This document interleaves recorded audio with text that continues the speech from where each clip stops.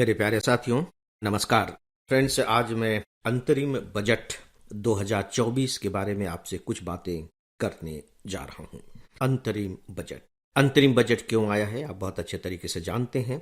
क्योंकि लोकसभा के चुनाव होने हैं, मई तक चुनाव होने की संभावना है। इसके बाद नई सरकार आएगी और आप जानते हैं कि हमारा जो बजट वर्ष है वह 1 अप्रैल से शुरू होकर के मार्च लास्ट तक जाता है। यानी कि जो नया बजट आएगा वो अप्रैल से लागू हो जाएगा और मई में नई सरकार आ जाएगी। तो इसलिए सामान्यतः व्यावहारिक रूप में यही माना जाता है, कहा भी जाता है, होना भी चाहिए और संवैधानिक व्यवस्था भी कुछ इस तरह की है कि फिर अंतरिम बजट प्रस्तुत किया जाए। थोड़े समय के लिए बजट और अंतरिम बजट प्रस्तुत करना इसलिए जरूरी होता है कि अभी सरकार के पास जो खर्च करने का अधिकार है वो इस वित्तीय वर्ष तक का है, यानी कि मार्च तक का सरकार पैसा खर्च कर सकती है।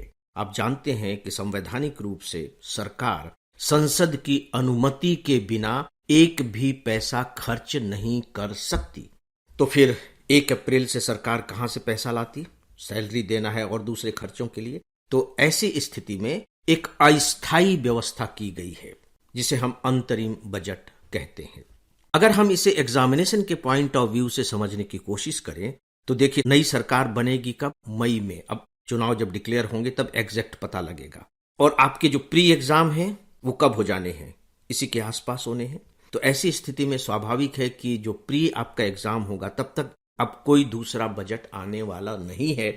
तो प्री के लिहाज से आप इसे ही अपना सब कुछ मानकर चलें, पहली बात। जो दूसरी बात है कि पिछले कुछ सालों से यह देखा जा रहा है कि बजट पर प्रश्न बहुत कम पूछे जा रहे हैं। अर्थशास्त्र के जो दूसरे क्षेत्र हैं उन पर प्रश्नों की संख्या बढ़ती चली जा रही है। लेकिन ऐसा नहीं है कि फिर बजट पर आपको तैयारी नहीं करनी चाहिए। बजट पर तैयारी करनी चाहिए। किस रूप में? देखिए, जब हम बजट की बात करते हैं तो बजट के 2 हिस्से होते हैं। इसका एक हिस्सा पॉलिटिकल साइंस का हिस्सा हो जाता है, क्योंकि बजट संसद में प्रस्तुत किया जाता है और उसी के द्वारा पारित किया जाता है। तो आपको पूरे बजट की प्रक्रिया मालूम होनी चाहिए, नंबर 1। नंबर 2, बजट का जो संबंध है वो अर्थव्यवस्था से है। इसीलिए जो दूसरा हिस्सा है वो अर्थशास्त्र, यानी कि जो आपका 3rd पेपर है मेंस का, वह हो जाता है और जो प्री का जो अर्थशास्त्र है उससे जुड़ जाता है। तो इस प्रकार से इसके सीधे सीधे 2 भाग हो जाते हैं, राइट। अभी चूंकि बजट प्रस्तुत किया गया है तो स्वाभाविक है कि जो हमारा संबंध है वो अर्थव्यवस्था से है। तो फिलहाल अंतरिम बजट की दृष्टि से मैं इसी विषय को ध्यान में रख करके आपसे बात करने जा रहा हूं। एक जो बहुत ही महत्वपूर्ण बात है, इस बात को आपको ध्यान से सुनना होगा और इस पर अमल भी करना चाहिए, और वो ये कि देखिए, बजट में जितनी भी शब्दावलियां होती हैं उन शब्दावलियों के अर्थ आपको बहुत अच्छे से मालूम होने चाहिए। और जब मैं कह रहा हूं बहुत अच्छे से मालूम होने चाहिए तो प्रैक्टिकल लेवल पर मालूम होना चाहिए। आपको मालूम होना चाहिए कि राजस्व प्राप्तियां क्या होती हैं, कर राजस्व क्या होता है, पूंजी प्राप्तियां क्या होती हैं, पूंजीगत व्यय क्या होता है, पूंजी खाता क्या होता है, राजस्व घाटा क्या होता है, राजकोषीय घाटा क्या होता है। अब राजस्व घाटा, राजकोषीय घाटा, ये क्या होते हैं?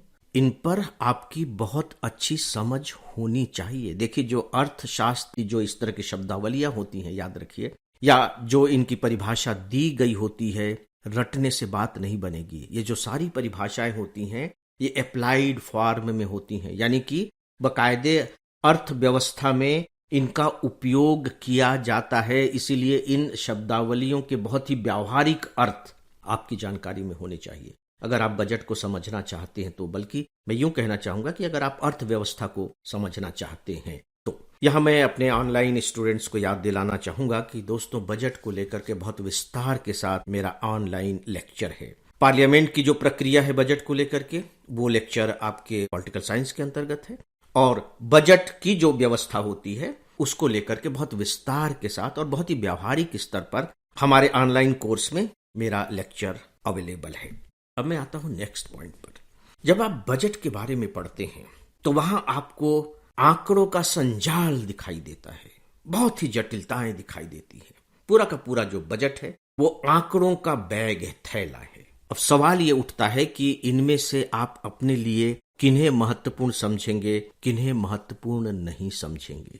ये बहुत बड़ी चुनौती होती है। और मुझे लगता है कि हम जैसे लोगों का यहीं पर दायित्व बनता है कि इस चुनौती से लड़ने की आपको ताकत दें, या यूं कह लीजिए कि रास्ता दिखाएं। और मैं यहाँ वही करने जा रहा हूं। अगर आप मेरे इस लेक्चर में आंकड़ों का जाल ढूंढेंगे और बाद में ये सोचेंगे कि इसमें तो ये नहीं बताया गया, इसमें ये तो नहीं बताया गया, तो डेफिनेटली बहुत सी बातें मैंने छोड़ी हैं, जानबूझकर छोड़ी हैं। और अगर मुझे आंकड़े ही बताना होता तो मैं बड़े आराम से आपको आंकड़े गिना सकता था। उसमें कौन सी ऐसी बड़ी बात थी, अखबारों में दिया हुआ है, बड़े आराम से आपको गिनाया जा सकता है, लेकिन वो फिर आपके किसी काम का नहीं रह जाता। तो दोस्तों, यहां अब जो मैं बातें आपको बताने जा रहा हूं, इसका संबंध उन आंकड़ों से है, उन तथ्यों से है जो एग्जामिनेशन की दृष्टि से आपको जानने चाहिए, क्योंकि आप सिविल सर्विस परीक्षा की तैयारी कर रहे हैं। सिविल सर्विस परीक्षा का बकायदे एक सिलेबस है, तो स्वाभाविक है कि बजट के आंकड़ों का या जो नीतिगत बातें कही गई हैं, संबंध उन्हीं से होगा जो आपके सिलेबस से मैच करते हो, नंबर 1। नंबर 2, देखिए, हर सरकार का अपना एक विजन होता है, अपना एक दृष्टिकोण होता है, संकल्प होता है, और किसी एक पर्टिकुलर टाइम में अर्थव्यवस्था के किन्हीं हिस्सों पर उनका ज्यादा जोर होता है, जिन पर वो ज्यादा काम करना चाहते हैं। तो जो इससे जुड़े हुए आंकड़े होंगे या नीतिगत जो घोषणाएं होंगी, वे आपके लिए बहुत महत्वपूर्ण हो जाती हैं। सोच करके देखिए कि इतने महत्वपूर्ण बातों को छोड़ करके सामान्य बातों पर प्रश्न नहीं पूछे जाएंगे। इन्हीं को आधार बना करके मैं अब कुछ बातें आपके सामने रखने जा रहा हूं। एक तथ्य जो अखबारों में बहुत उभर कर नहीं आया है, लेकिन एडिटोरियल कमेंट्स में इस बात की चर्चा की गई है, वो है कि बजट में इस बात की घोषणा की गई है कि एक कमेटी बनाई जाएगी, और उस कमेटी का काम क्या होगा? वह कमेटी इस बात का अध्ययन करेगी कि हमारे यहाँ जो डेमोग्राफिक जो सिनेरियो बदल रहा है, जो सांख्यिकीय परिदृश्य में जो परिवर्तन आ रहा है, उससे जो चुनौतियां उत्पन्न हो रही हैं, उनका वो अध्ययन करेगी। डेमोग्राफिक चेंजेस के कारण जो चुनौतियां आ रही हैं। हालांकि सुनने में आपको ये बात आसानी सी लग रही होगी कि इसका क्या मतलब है। अगर आप पिछले कुछ दिनों के अखबारों को देखें तो उत्तर और दक्षिण के बीच में अब इस तरह के एक विवाद की शुरुआत हुई है, क्योंकि जो 16th फाइनेंस कमीशन है या कोई भी जो फाइनेंस कमीशन होता है, जो एलोकेशन की बात करता है, केंद्र सरकार जो धन इकट्ठा करती है और राज्यों को देती है, तो उसमें डेमोग्राफिक सबसे इंपॉर्टेंट रोल प्ले करता है कि वहां की जनसंख्या कितनी है। तो सीधी सी बात है कि जहां की जनसंख्या ज्यादा है उन्हें ज्यादा धन मिलेगा, जहां की जनसंख्या कम है उन्हें कम धन मिलेगा। दक्षिण भारत में जनसंख्या नियंत्रण में आ गई है, उत्तर भारत में स्पेशली ऐसा नहीं है। तो इसको लेकर के अब दक्षिण भारत में प्रश्न उठाया जाने लगा है।